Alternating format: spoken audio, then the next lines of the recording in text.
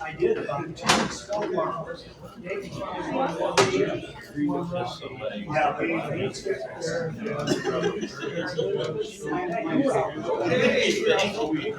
you all for coming tonight. My name is Chris. I am the public service librarian here at the Winterset Public Library. And I can't remember if it was my idea, if it was Linda Smith's idea. I think it was my idea, but if it was Linda's idea, I'm sorry.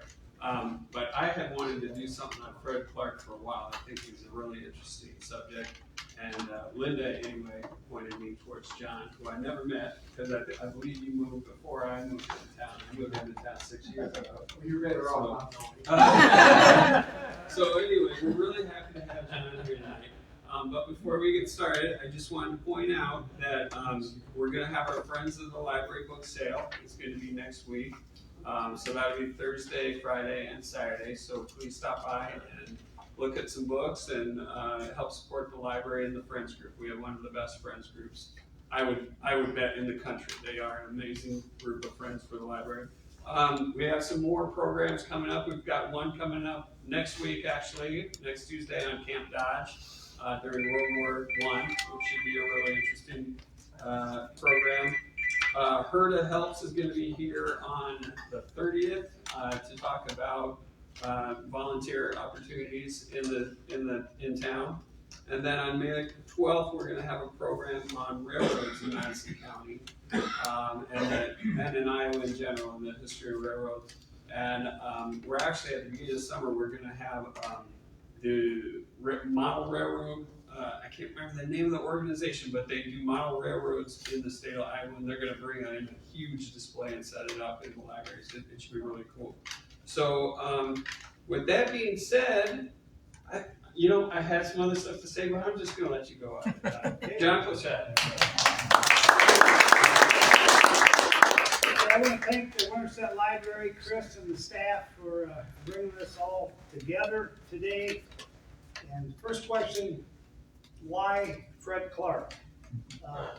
My father was a huge baseball fan, and he passed his love of the game on to me. One day back in Dedham, Iowa, in the late 90s, he is going through what's called the Baseball Encyclopedia. If you played one inning, had one at bat, managed one game, you are in the Baseball Encyclopedia. And he's going through that, I think, pretty much randomly. And he comes upon a guy by the name of Fred Clarke. And it says born in Winterset, Iowa, and he's in the Hall of Fame. Dad had never heard of him. He calls me in Winterset, have you ever heard of Fred Clarke? I says, nope. So that's what the page looks like, pass that around. So I told him I would look into it. So this is the late 90s. The first thing I did was go over to the Madisonian.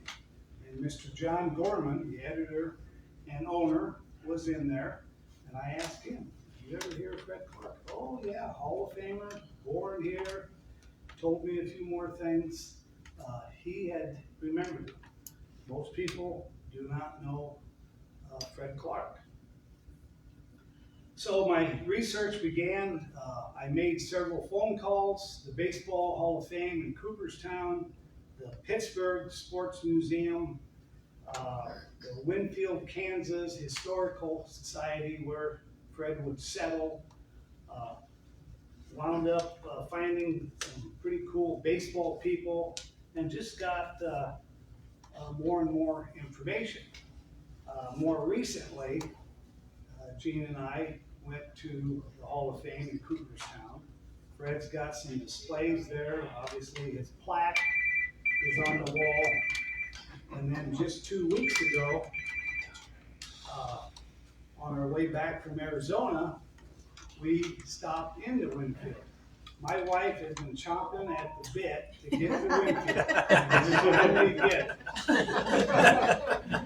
But it's basically on the way home. We stopped in there for an afternoon and went to the Historical Society. Fred's got a fabulous display there. went to the cemetery, and it only took 5 or 10 minutes, right, Gene? We found Fred and Annette, their burial. There's a picture of it over there. And then we also went out to the country club. Fred was a big golfer. He founded the country club in 1917. So fun day. It was getting dark. We should have saw some more, but we headed toward Iowa. Okay, so I dedicate this presentation to my dad and our love of baseball.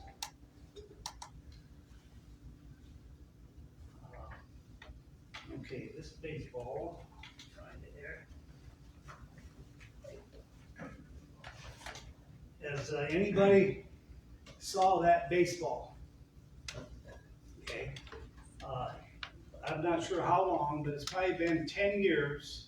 I've been putting this baseball on the Clarke monument that is in our cemetery. And there's also some pictures over there of that. Matter of fact, I'm going to hand this out.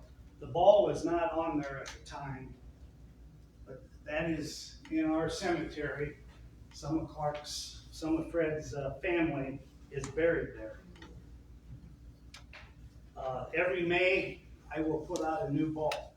And thanks to the cemetery staff and some other people in the community, Walt Libby being one, most years when I replace that ball, the old one is still there. It's not glued, it's not taped, it's just sitting on that rough cut stone. So wind or a hard rain will knock it off. Again, probably 8 out of the last 10 years, that ball is still there.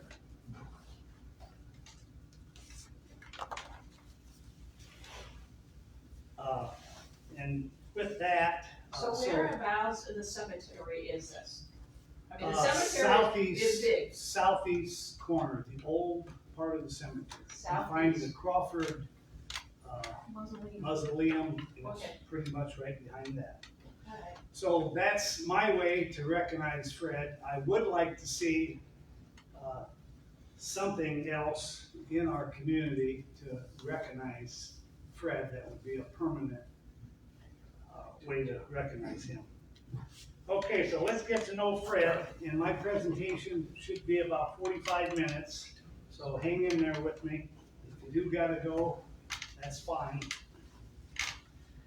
Fred was born here. He has family buried in our cemetery.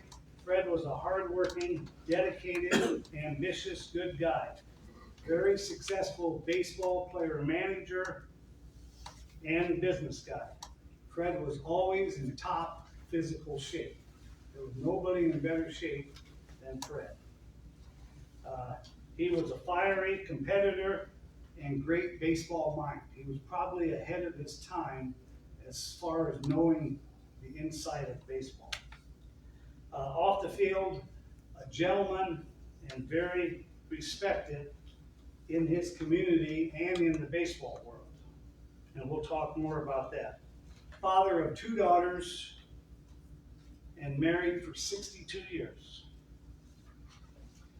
In the late 1860s, William and Lucy Cutler Clarke arrived on a farm outside of Winterset with 8 kids. Family would be growing too. Fred was born October 3rd, 1872, out on the Winterset farm. And we've got the new mayor in town. Mr. Mayor, when was Winterset founded? What year? 1845 maybe, or 9? 9, isn't it? 1849. So the Clarke family arrived approximately 20 years after we were founded school. Winterset was a hopping place around the 1870s.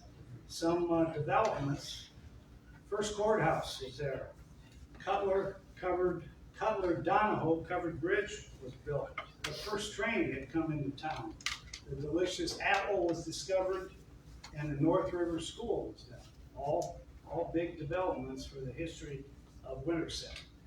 In 1875, for whatever reason, the Clarke family headed west. They joined a covered wagon caravan and arrived near Winfield, Kansas. After 5 or 6 years, the family returned back to Iowa, this time settling a little north around Des Moines. Now, with 12 kids, that was their 4th move for the family. And things would have been a little more difficult back then.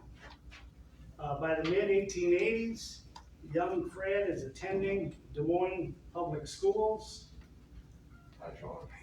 Come on in, got 2 chairs here. Fred. Yeah. He's having more and more chores on the farm, and at a young age, he learned how to work hard. He learned what work was, and that would go a long ways for him. Being the go-getter he was, Fred also took on some extra jobs on the side. He was a newsboy for the Des Moines Leader, which would become the Register. He delivered groceries by a horse and wagon, and he was a bellboy at the Hotel Savory. So Fred first encountered baseball delivering groceries one day.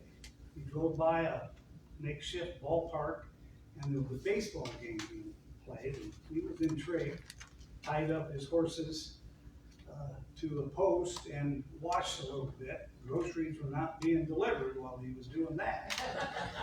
But, and he stopped several other times delivering groceries. Eventually, his boss didn't like that, so he was fired from that job. But another job he had was delivering newspapers. So he was a newsboy. His boss, circulation manager for the Des Moines Leader, was a guy by the name of Ed Barrow.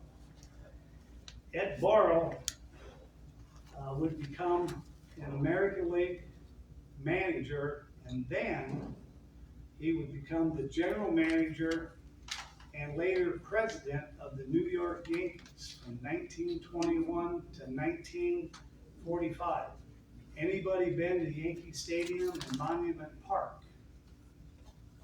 Okay. Mr. Barrow is in Monument Park, front and back there. He was, and of course, he's in the Hall of Fame as well. So Fred was very lucky to come across Mr. Barrow. Now Ed, in Des Moines, he was a big baseball guy. He had always had a team of newsboys, and then he had at least two more competitive teams. Their names, team names were the Des Moines Stars and the Des Moines Mascots. If you read any history, you'll read about the Stars and Mascots. So at this time, the game of baseball was evolving in the 70s, 60s, 70s, and 80s. Way back, 9 balls would have been a walk. A foul ball was not a strike. The pitching rubber might have been 50 feet. It's 60 today. The umpires were volunteer. So the game is evolving as Fred begins to play it. And Fred played on the best teams in Des Moines his last couple years there through 1890. And he's getting a little bit better. In 1891, he basically runs away from home. His parents are not in favor, but he heads to Carroll. Have we got a seat for you, Maria? Oh, he basically runs away from home. Parents do not agree, but he heard of a league in Carroll, and they got an opening for him. It's a semi-pro team. The season is 2 months.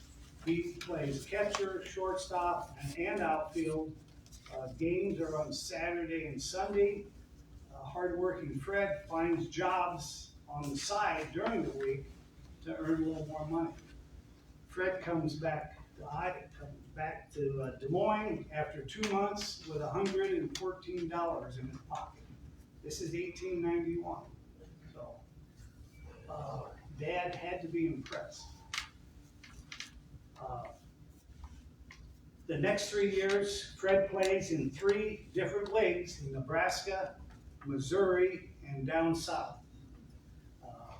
And Fred's play continues to improve, but each league has some difficulties. We'll go over that. In the Nebraska league in Hastings, Fred basically becomes a full-time outfielder. He's got one problem. He doesn't catch the fly balls very well.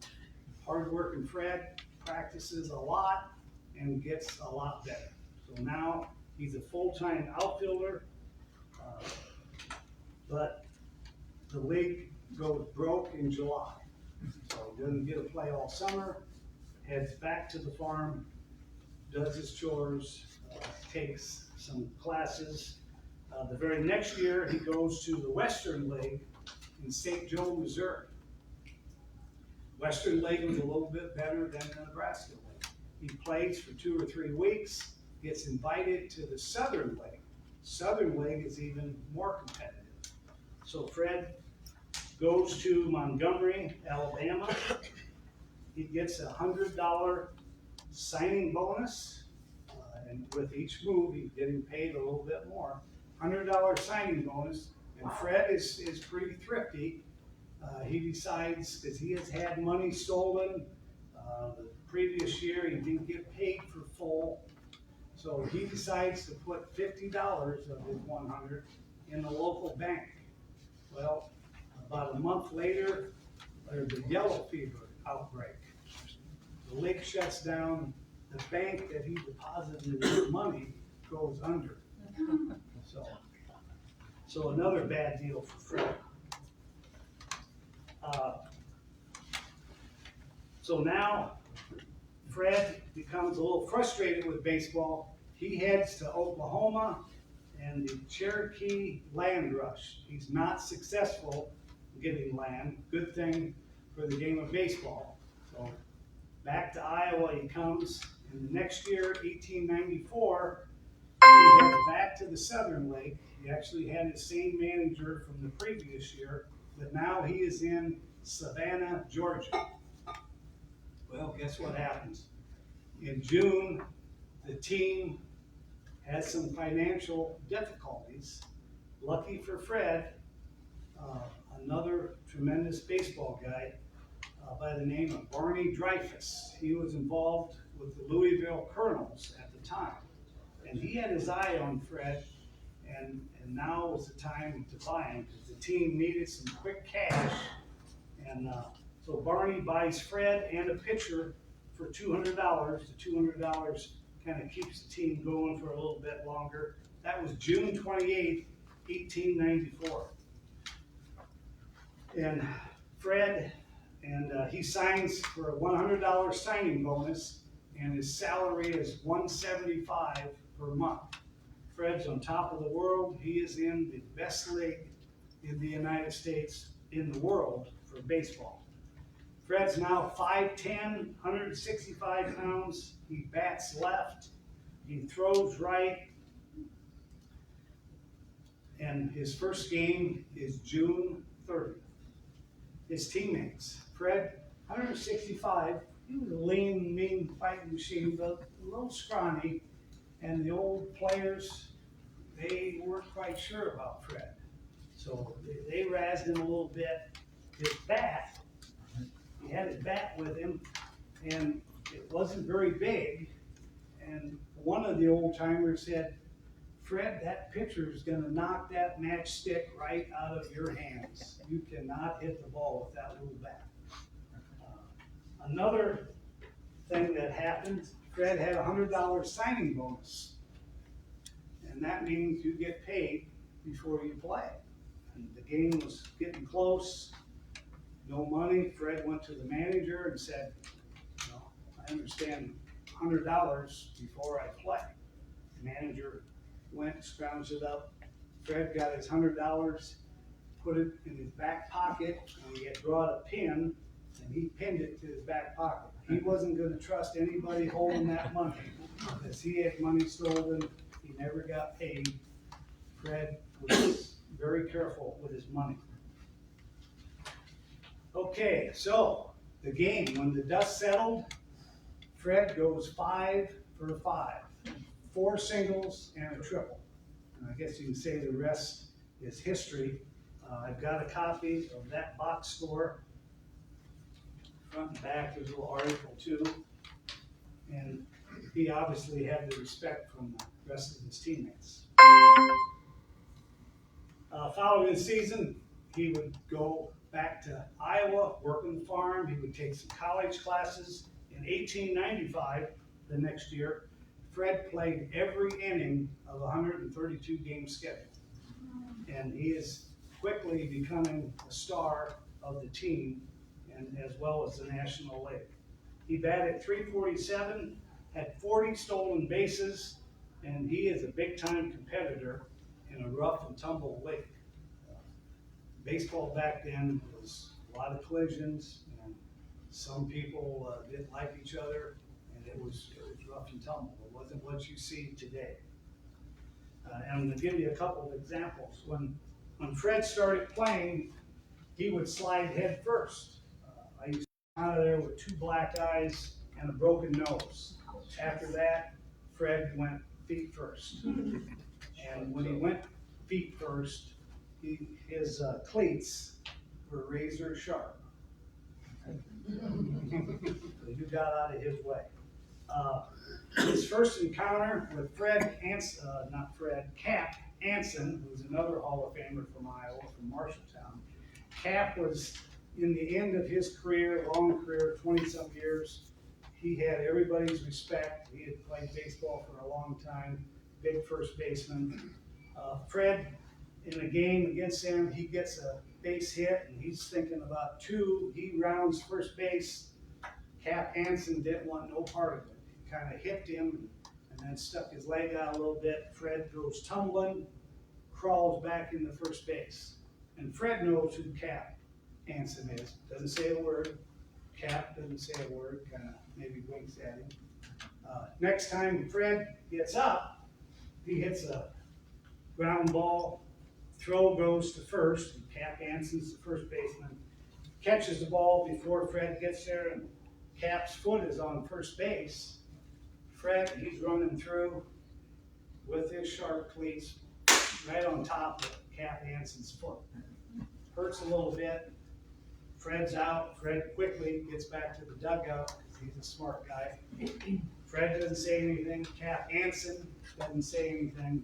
But Cap Anson, he had a lot of coming home.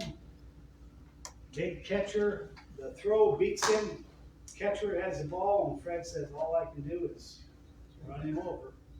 Well, Fred hits him. Fred goes flying over the catcher, over home plate. Catcher turns around, tags him out, and then drops the ball in the glove and proceeds to give him the right and the left, knocks Fred out.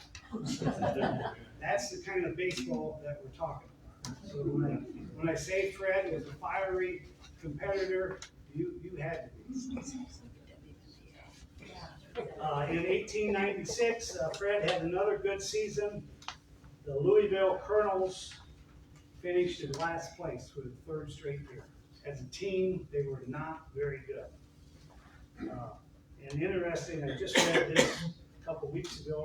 In 1896, the New York Giants offered Fred $5,000. He turned it down. That was a lot of money back then. In 1897, Fred attends the winter meetings with the general manager, Barney Dreyfuss.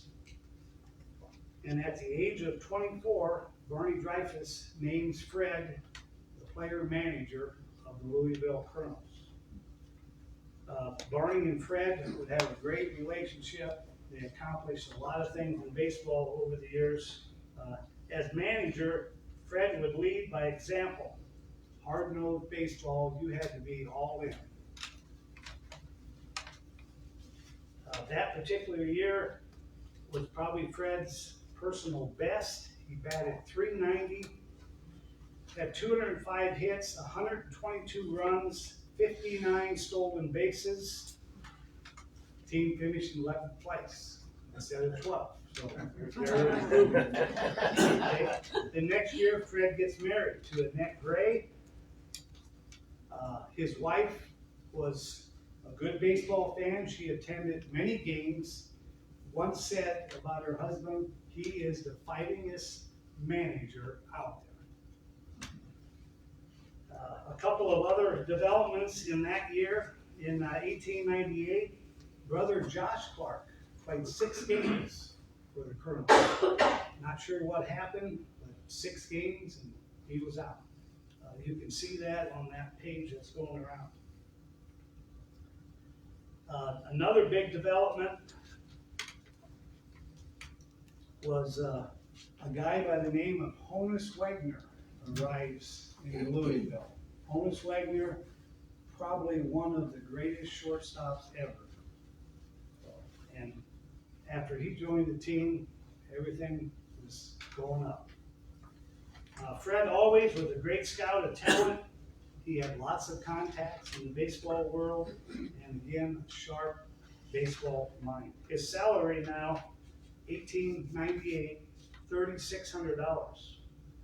In 1899, Colonels now are playing a little bit better baseball. They finished 9th. Fred's first daughter was born. Barney Dreyfus is now president and majority owner of the Louisville Colonels. So, you know, Fred's moving up. Barney Dreyfus is moving up in the baseball world too. The Clarke family begins buying land near Winfield, and Fred winds up settling very near where his family as a young boy lived for 5 or 6 years. So Fred must have saw something there that he liked. In 1900, Fred has 160 acres in Kansas. He owns 5.5 acres back here in Des Moines. He's got business ventures in Chicago, and he has patents on equipment that he invented to improve the game of baseball. And I want to mention some of those. His first one was a tarp to cover the infield to prevent rainouts, and it came with a mechanical device to roll up and unroll the tarp. This is before 1900s. He invented the first sliding pad. He invented the first flip down glasses. I think the patent is over there. Flip down smoke glasses, which were sunglasses. Another patent that he had was a property trunk for teams traveling in baseball. And then the last one was a rubber device, and you know, when the pitcher steps off the pitching mound, there's always a big hole there. Well, Fred designed a rubber piece that actually went in there to prevent that hole from getting too deep. I don't think Fred made a lot of money on these patents, but I think he was more about improving the game of baseball. Okay, the big news in the National League at the turn of the century was they were eliminating 4 teams and going back to an 8-team National League. That wasn't good news for Louisville because they were one of the teams that got the boot. Okay, Barney Dreyfus now is wheeling and dealing with the other 7 National League teams. He's got some good players. Barney Dreyfus himself, he wants to get involved with one of the 8 teams as well. So the big winner was the Pittsburgh Pirates. The Pirates would get 12 players from Louisville. The Pirates would send 4 players to Louisville. And guess who becomes president of the Pittsburgh Pirates? Barney Dreyfus. And later, Barney would become the majority owner of the Pirates. So the Pirates pretty quickly go from a bottom feeder to one of the best teams in the National League. And Barney Dreyfus, as president, selects Fred Clarke to be the manager. Fred wasn't necessarily the most popular choice, but it wound up being the best decision. So off season, I mentioned Fred was always in the best physical shape. So how did he do that? He worked hard on his farm. He wrestled, he boxed, he ice skated, he hunted, golfed, and he even took up shooting targets to improve his batting eye, any way he thought it did. And then another crazy thing that I thought, he actually played ice hockey a few years for speed and physical contact. So Fred was all in on the physical conditioning. 1901, 02, and 03 were the glory years for the Pirates, for Dreyfus, and for Clarke. They won the National League pennant 3 years in a row. Unheard of.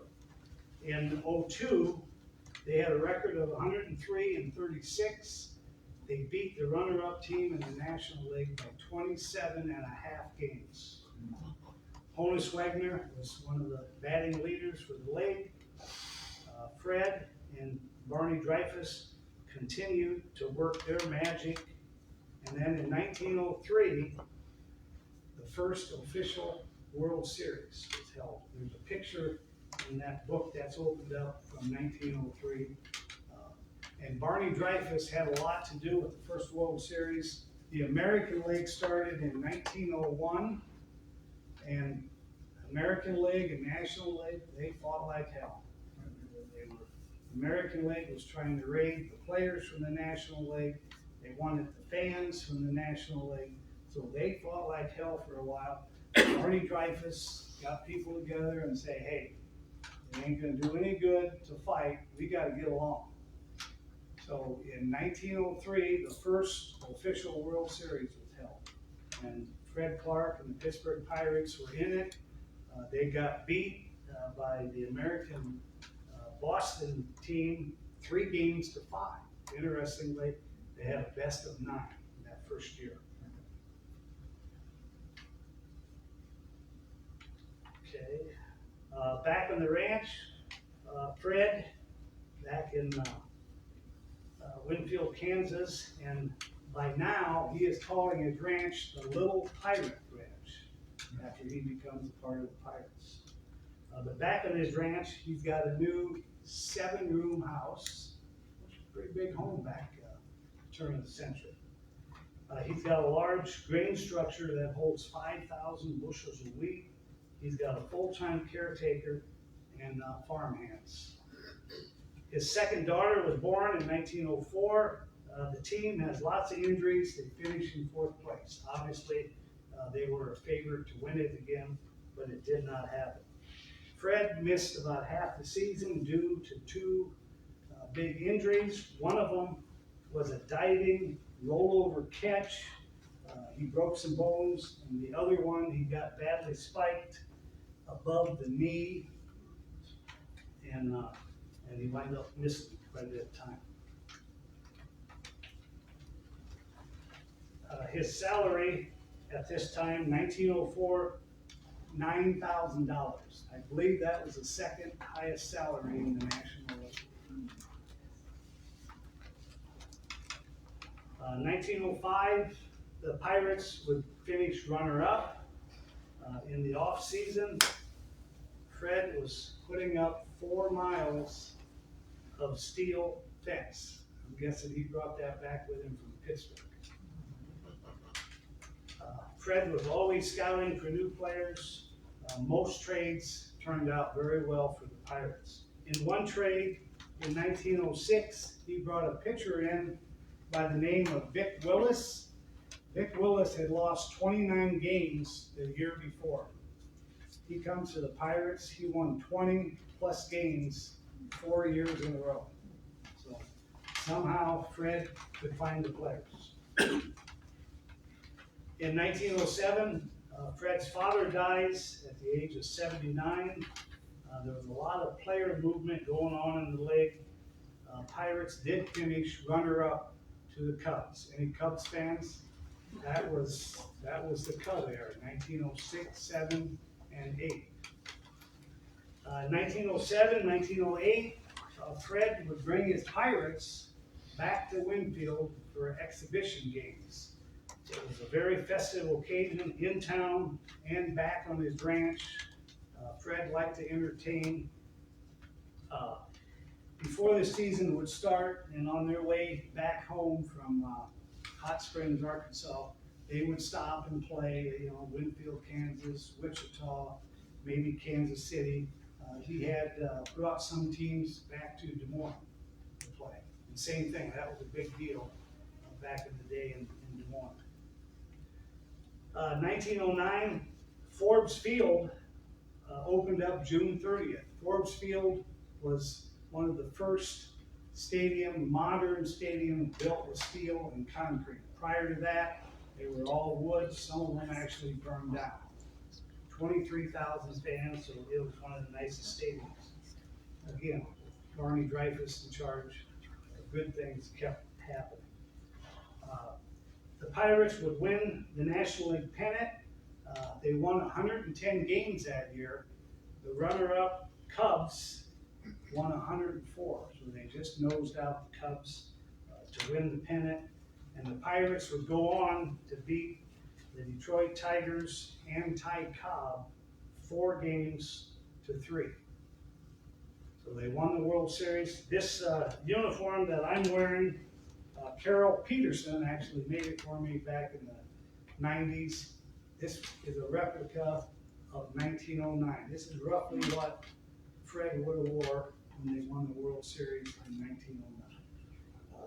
The P is pretty close. If you can see on the sleeve, PBC. Anybody knows what that stands for? Pittsburgh Baseball Club.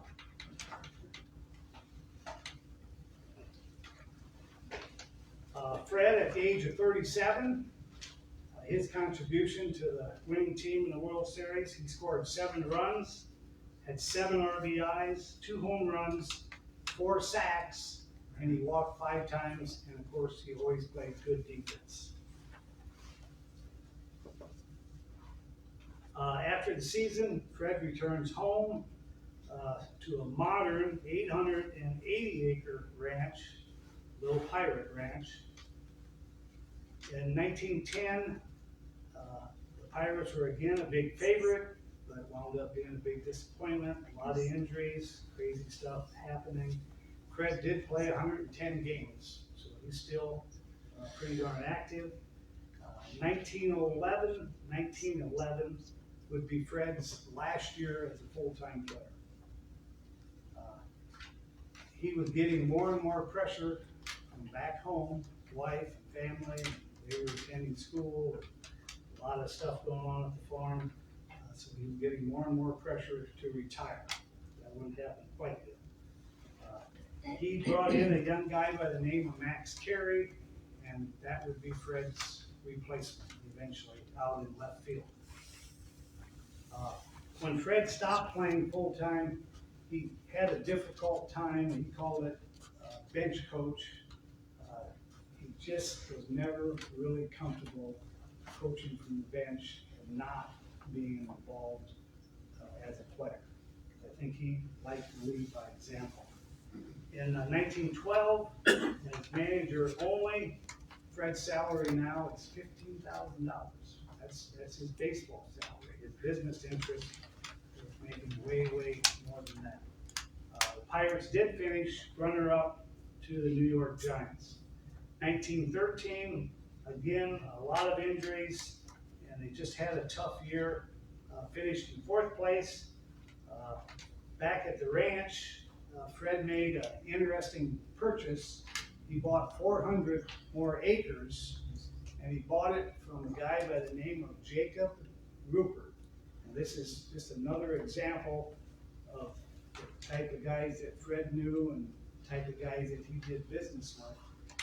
Fred Rupert, 2 years later, would buy the New York Yankees and was responsible for building the original Yankee Stadium in 1926. Babe Ruth built. He brought the fans, Yes. He brought the fans. And 1914 was a tough year for the Pirates. One crazy thing, the Federal League was established in 1912. In 1914, the Federal League expanded to 8 teams.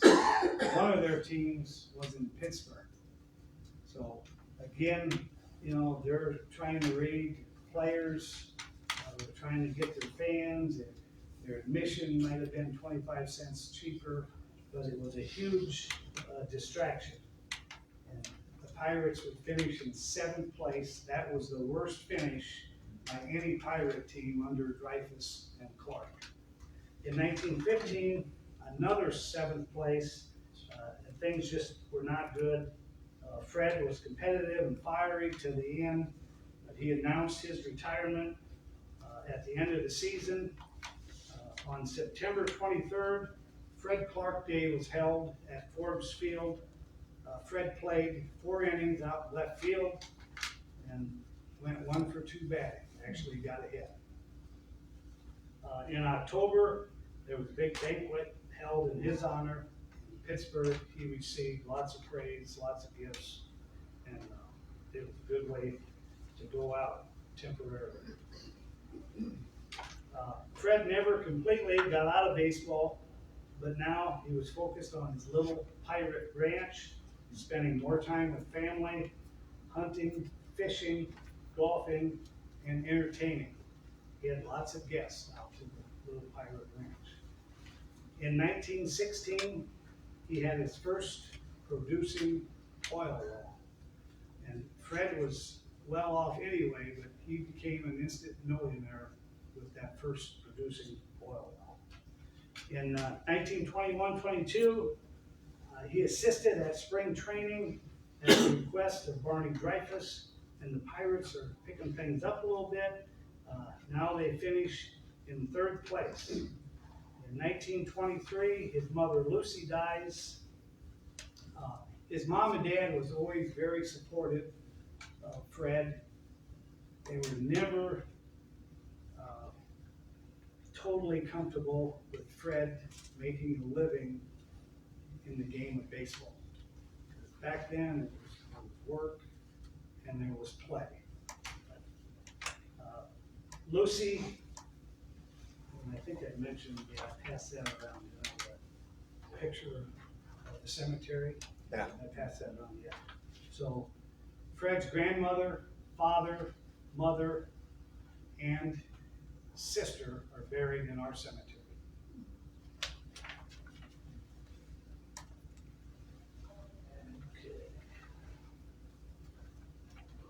1925, Fred was appointed vice president, and he purchased a small share of the Pirates, and he became an assistant coach about the middle of the season. The Pirates win the pennant, and they beat the Washington Senators in the World Series. They had to win the last 3 games to win that World Series. In 1926, Fred again returns to the Pirates as vice president, assistant coach. The Pirates are having a great season. They're leading the National League midway through, and then things absolutely fell apart. I guess you'd say the wheels come off the cart. Injuries, conflicts, and bickering. At the end of September, Fred announced his retirement from baseball for good. And baseball had changed since Fred had gotten into it. Number one, the ball was a lot livelier, and now a lot of players are swinging for the fences. Another thing, players were just not quite all in like he was used to in the way he liked to coach. And there was lots of other things. In 1927, Fred has his first grandchild named Fred Clarke Donahoe. In his retirement, Fred stayed connected in baseball, maintained his contacts in Pittsburgh and matters related to the Pirates. He lived very well in retirement and had a lot of fun.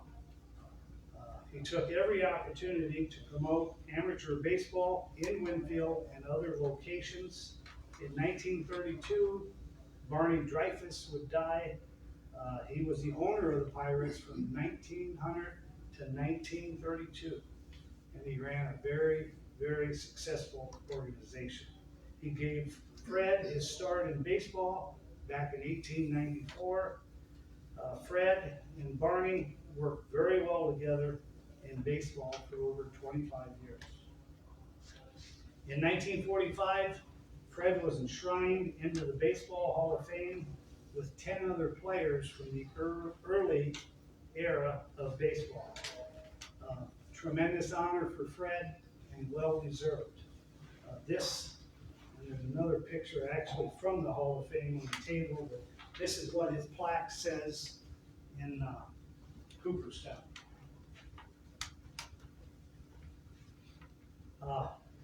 Fred is one of the few inductees into the Hall of Fame who has the credentials to enter as a player or manager. There's not very many guys in the Hall of Fame that could go in either way, but he is one of the few. In closing, I want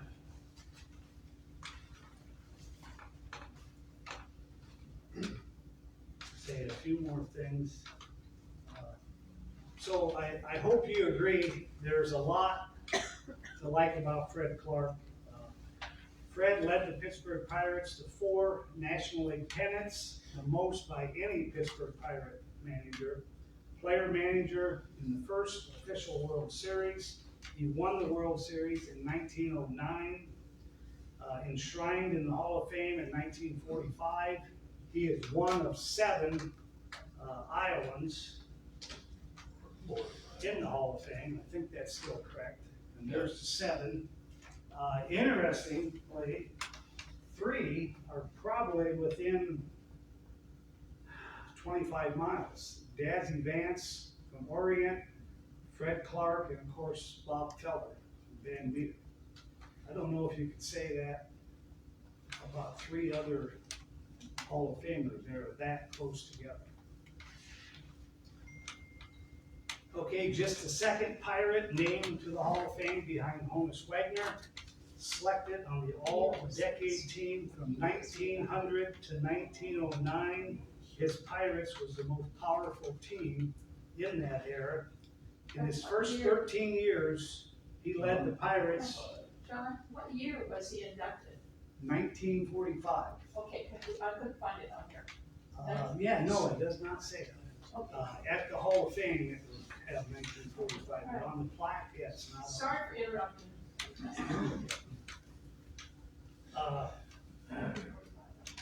Okay, anyway, in his first 13 years, he led the Pirates to first or second in the National League 9 times. No other manager can say that.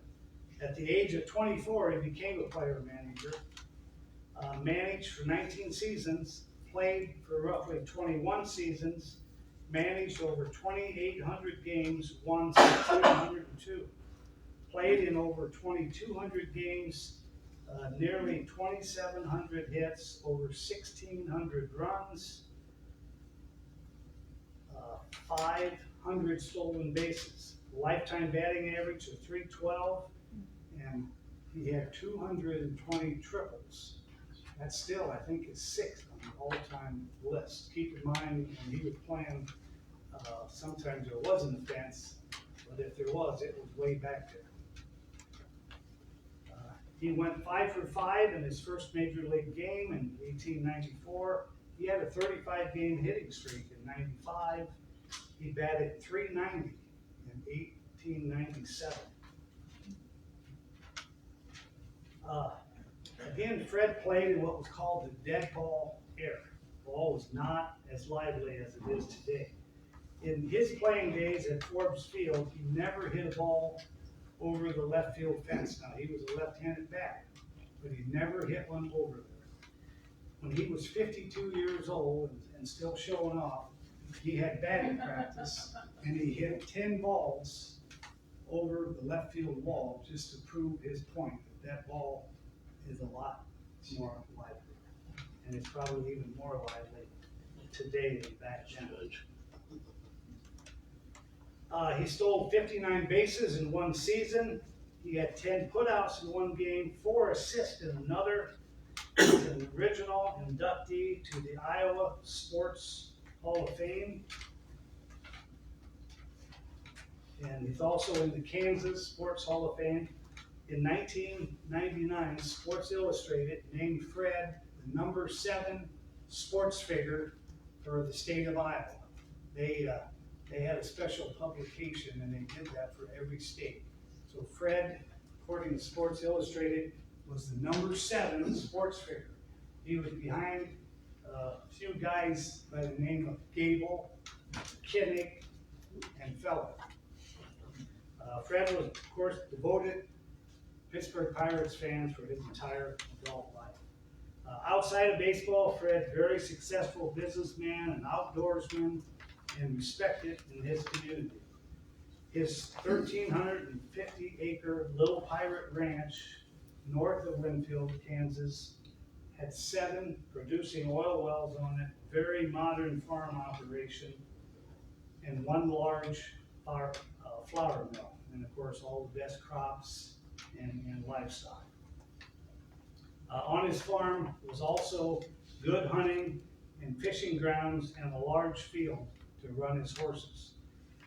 Fred was very respected in and around Winfield. He served on numerous committees. He attended the Catholic Church in Winfield. In 1910, the Walnut Valley Presbyterian Church near his ranch burned. And again, Fred was Catholic, not Presbyterian.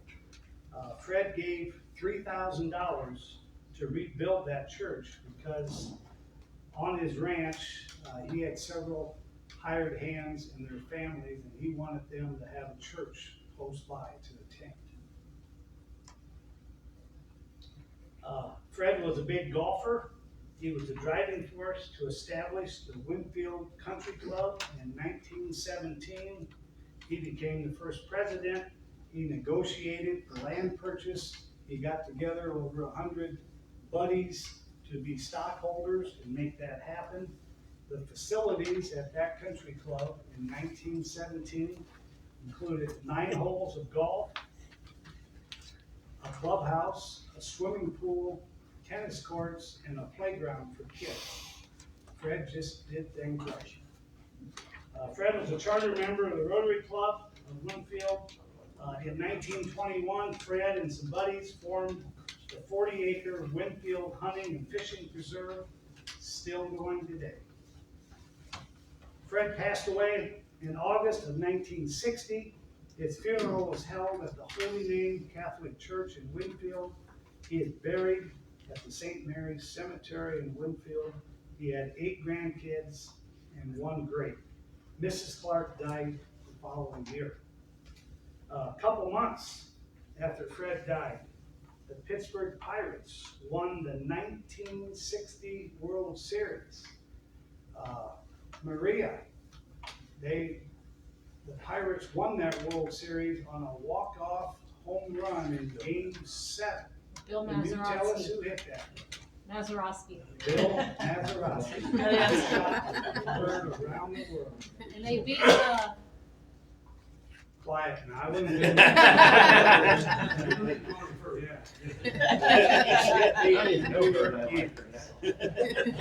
So I thought that was pretty cool. 2 months after Fred dies, I'm sure he was looking over Bill Mazeroski's big home run.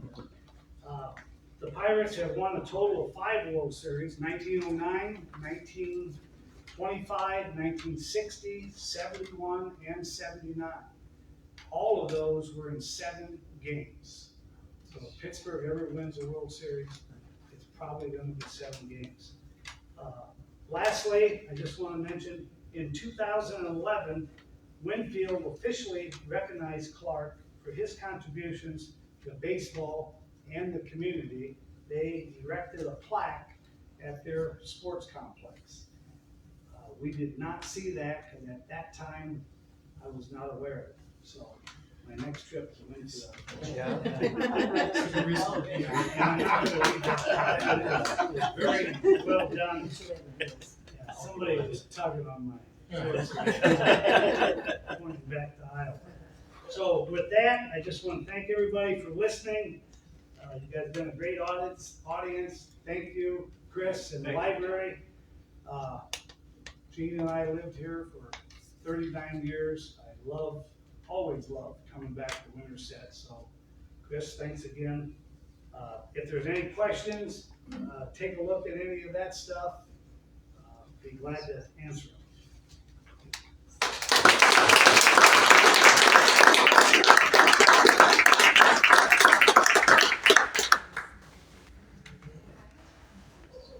Good, I want to get a picture of this. His daughters won't believe this many people. Very impressed. Thank you all. The invitation I saw said free beer. Yeah, free beer. That's what I heard.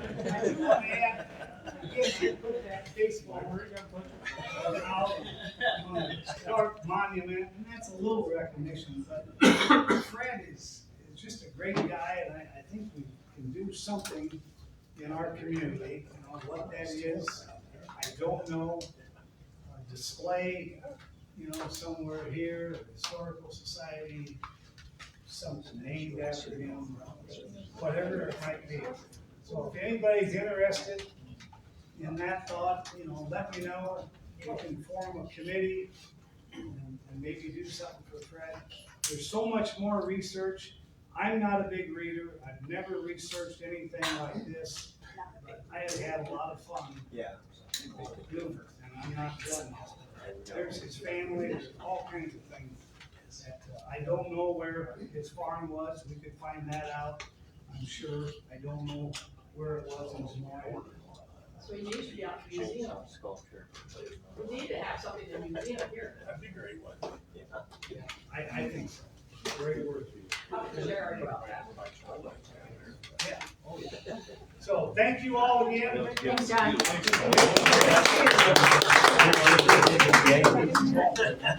didn't even say it. No, you didn't.